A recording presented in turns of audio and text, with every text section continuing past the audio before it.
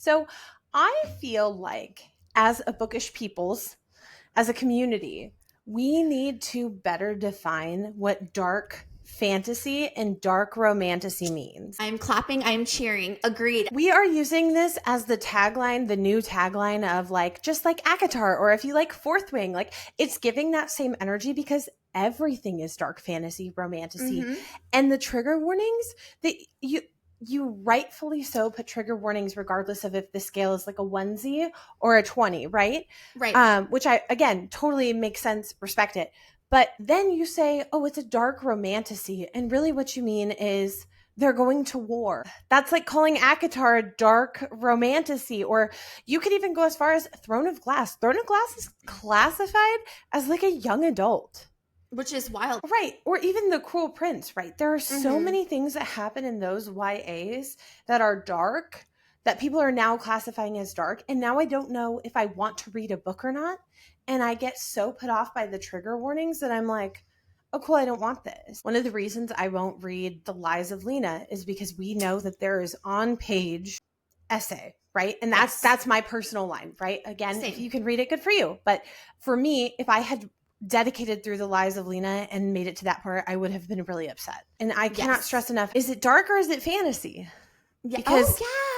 Because fantasy is war, right? And war is inherently ugly, right? Yes. So you're gonna have fighting and deaths and probably a light, you know what I mean? Like Fourth Wing, like you could think of that, but you wouldn't call it dark. No, I wouldn't. No, that's such a good point because you're right. Fantasy with their plots are inherently a little darker. There's higher stakes. There's more at risk.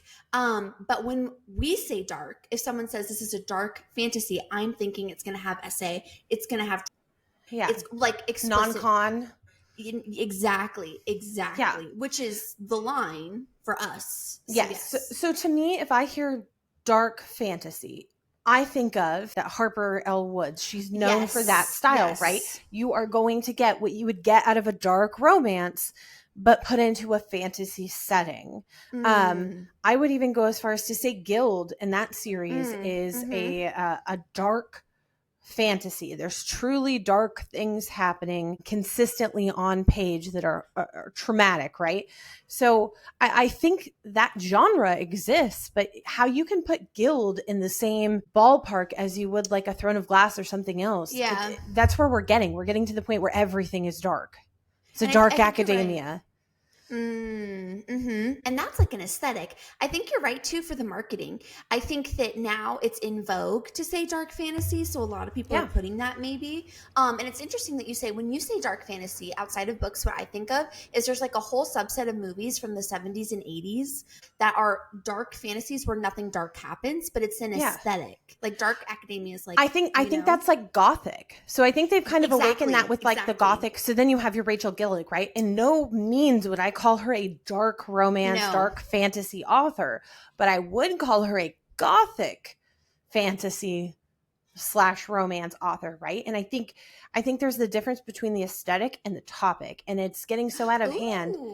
When I go to like figure out what I want to read, I don't know what I want to read. Exactly. We are literally caught in between the crosshairs of what to read. I love what you just said, the aesthetic versus the topic. That's such an insightful sentence to say because that's what it is. Are the topics dark or is the aesthetic dark? Because love gothic romance. Now, on the flip side, we both recently kind of discovered a book where the trigger warnings did not seem that intense because we had liked other books that kind of deal with that trigger warning and it was fine. But then you read it and it's wild. So it's swapped. And again, typically when you hit into that dark era, and I don't want to speak in blanket for everyone, but I would say for the most part, you're going to be a 3+ spice arena. You're not going to get a dark romance and have it be 1 spice. It's just not going to happen. Unless I haven't read it, right? Just from what I've read, like your Rena Kents and stuff like that. Those are not 1 peppers. You know what I mean? They are 3+. Not 1 penny. No. Not 1 penny. So I think what we read, right? It went into it being like, oh, it's a dark fantasy. And you're like, okay, but the trigger warnings weren't scary. So you think, okay, we mean like a fantasy with like, some dark themes. Again, war is not a light topic. No. And I got like 30% in, and there's like a nodding and heaps. And it is like, and the which is not dark inherently, because that can be made into like, that's spicy. So it gets instantly spicy. And then you get into some of those quote unquote darker themes. I would agree, because I was just thinking, look at Ice Planet Barbarians. I don't think we're spoiling anything by saying it's an alien monster romance with extreme biological anatomy parts. Like their parts are supposed to be larger than human, but we never read the FMC saying it hurts. She's always 100% down. It magically fits and works out, right? Like, it's funny you say this, because in the first book, like when she first, like this is like the first 40 pages. So again, not a spoiler. This is the tee up. When she meets the MMC, they have a spicy moment, and she is not awake when it starts. So that is, you're really towing the line. But the feeling you get from it, he's never hurt her. He's not talking to her poorly.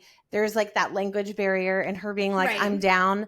You know what I mean? That's when you get into non-con, I think, in my world, right? In Jordan's world, not saying your world, in Jordan's world is better, because I'm like, oh, okay. It feels more forbidden than it does dubious. Non-con. Yeah. That's a good way to put that. And so again, I know that's a genre. I know that people like that, and I'm not going to like yuck your yum. Totally. But when I see that, I think, this is a dark fantasy. This was correctly labeled, but everything is labeled as a dark fantasy now. You don't know what you can read. You're like, what is actually dark fantasy? And I think it's important that we take a beat here while we're talking about this, and really just say that if you're still watching, you should like and follow and subscribe to our channel. Should we say who we are that they're following? Oh, for sure. So I'm Jordan. I'm Sheridan. And we're Sippin' on Spice podcast. And we talk about bookish topics. We dive into specific books. We're going to break down special editions and do all sorts of extra stuff in our YouTube channel. So check us out wherever you stream and on YouTube. Yes. Okay. I have something I have been dying to talk to you about, and we haven't talked about it yet. Okay. Lay it on me. So we've talked about this in previous episodes. In the vast realm of spicy romance, there are so many different terms for female anatomy, right? Like there's just like so many. The flower petals. The flower. The folds. The folds. It could be called so many. I finally discovered in a monster romance, I'll call out, a new term that I had never heard before. Oh my God. Can I guess? Can you like give me a hint and I try to guess it? Well, could I guess it? Is it a word I would know? I don't even know. I had never heard this term before in my life. Oh. But you might. So I assumed it was kind of like old-timey, because these are like medieval orcs. Like, don't yuck my yum as well. Like medieval orcs, whatever. They're nice orcs and they're great. So I had thought that maybe this was an old-timey word, like a medieval word, but I didn't go through the effort of looking it up, so I can't confirm. But it starts with a Q, if you want to guess. Is it sad that the only thing that popped in my mind was Quaaludes? I went full Wolf of Wall Street here, and my brain instantly went Quaaludes. You could have picked quick. You could have picked see? Quick was your word. Mine was Quaaludes. Quaaludes is right here now. I can't move past it. Q, like wait in the queue. The Queue. Is it Queue? It is, I think. But it starts with a Q, I know that. Wait in the queue. Yeah. Anyways, but if you're Peppa Pig, maybe. Don't be cheeky. But okay, so that's your guess, Quaaludes. That's it. That's all you got. Quaaludes, final answer. Okay. Well, you're not moving past on Jeopardy. Can you? So I've never heard this term before. Are you ready? Yeah, I've been ready. Okay. Quim. Quim? Quim? Exactly. Quim? I'm expecting that's how I forget what this word was for. Honestly, we've been on this journey for so long. The vagina. The female anatomy. Put it in her Quim. I don't even know that I need to bleep that from this video on YouTube, because who would even know that that's what that is? Yeah, please Google it. Quim is a vulgar slang term variously meaning vagina. First recorded in 1725 to 1735. So you were right about. I was right. Old-timey. But why is it vulgar? It's a vulgar slang term variously meaning vagina. a woman as a sexual object or a What? contemptible person. While the term mostly considered antiquated, it is still very offensive to refer to a person, especially a woman, using quim. So your orc insulted her. Oh my God. Does that change how you feel about it?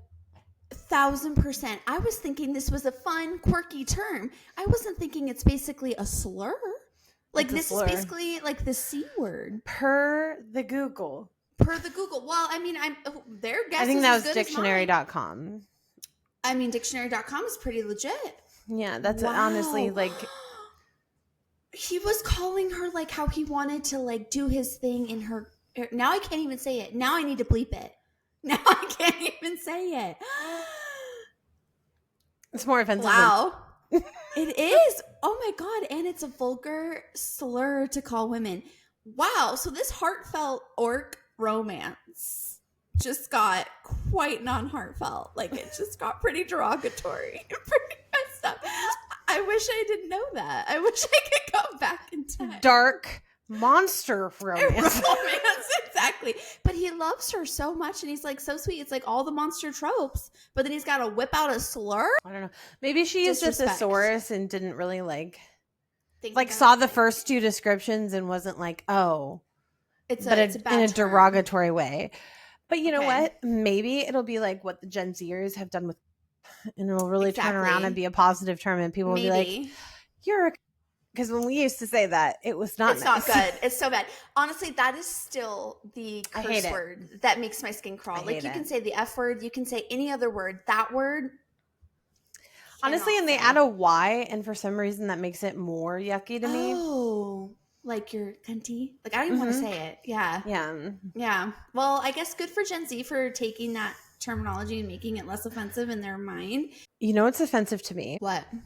Okay, so have you noticed lately, well, no, not lately, always, right? A good hot fantasy MMC has a scar. Ooh, yeah. Like Adam Driver. Mm-hmm. I already know where this is going to go, so we'll see how this topic pans out for me. Go ahead. Every time they're like, he's got a scar through his eye, his eyebrow, his chin. I picture Scar from The Lion King. I do not picture a sexy man.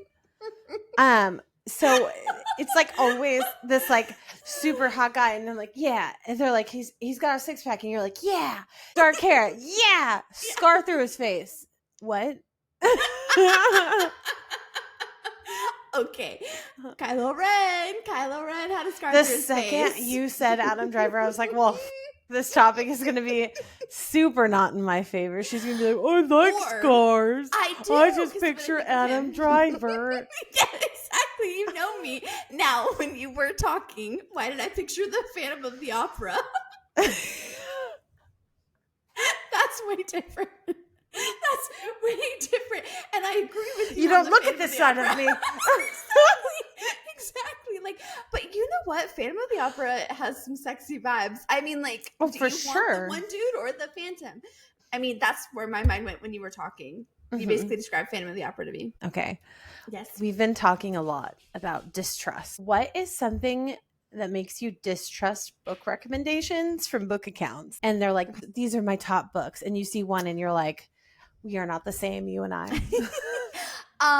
This is controversial. I think we're getting into the controversy. Yeah, I mean, listen, it can be anybody's, right? I won't be offended if one of mine is yours. It's your choice. Quick note: I do forgive people if they're off on one.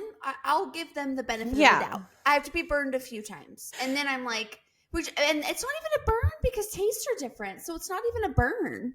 Like, it's not even like a... Yeah, like, you're never going to see somebody online. Like, there are people I trust, and then they throw me a book, and I'm like, oh, okay, maybe not everything, and that's fine. Exactly. It's not necessarily a burn. Oh, spicy. Spark of the Everflame. Yeah. It's now there. It's now here rent-free. It's not a bad series. I just can't stand the FMC. So if that's not addressed in their recommendation, that's hard. Zodiac Academy is borderline just because it depends on why they're recommending Zodiac Academy. Yeah. If they acknowledge... That's wrong to dislike Zodiac Academy. It's respectable in many a forum. many a forum. To dislike it? To like it. Well, I think if they acknowledge its flaws, then I will continue to trust them. Because sometimes they do. But what about you? Because I don't want to poo-poo Zodiac Academy because I did enjoy it. I've got a ton, actually. Okay. Are you ready for my list? I've spent a lot of time thinking about this because there are like a handful of popular no-nos for me that I'm like, we did not agree. You ready? Okay. Yeah. Okay. Number one is Guild, that series. Ooh, I liked it at the beginning. If they say the first couple books and then no, I'm like, okay, cool, totally get it. In the same way from Blood and Ash, right? You and I both liked the beginning of From Blood and Ash, and then we kind of moved on. I feel the same way about Guild. It got to a point where there was like a certain theme happening that I was like, no, nothing this MMC does will ever make me move on from this trauma. Another one, City of Gods and Monsters. Ooh, agreed. Unless the exception to this is unless they preface it as like Crescent City. Anytime you preface something with, if you liked Crescent City, you'll like this, and I don't like it, I forgive you, because I did not like Crescent City, and I broke out of the mold and tried to be edgy, and it wasn't for me, and that's on me. You told me it was like Crescent City. So you're like, I played myself. 100%. If they say it's like something, just like calling out, then I respect. If they say, hey, then I get it. If I go, oh yeah, mentally filed. Now, if you're the type of person who tells me, if you like Cassian, you'll like From Gods and Monsters. Disrespect. We are not the same. Audacity. We do not have the same understanding of who Cassian was at his core. And that's okay. He's your Cassian. My Cassian is not the same. We are not the same. Okay. This is controversial. Ooh. I'm going to hurt people. Okay. Any Rena Ken book. Agreed. 10 toes down. Agreed. Expect that you like it. Please do not misunderstand. That is okay for you to like. I love that you love it. I want you to have 3 special editions of it, okay? They're pretty special editions. I wish I liked the book. The book is pretty. Mm-hmm. However, not for me. I have tried and I have said nah. Yeah. You're like, I'm not into this. I completely agree with you. It's affirmed we are not the same. We do not like the same thing. Trial of the Sun Queen. And you are trying to sell it to me. You are trying to sell it to me as the next ACOTAR, A Court of Mist and Fury. No. We do not agree. Not the same. Not the same. If you have those in the same tier, I'm out. I respect you. Surprising. Yes. I'm happy you're happy. We did not read the same books while we're being edgy. Do you want to keep being edgy? Yeah. I want to live on the edge.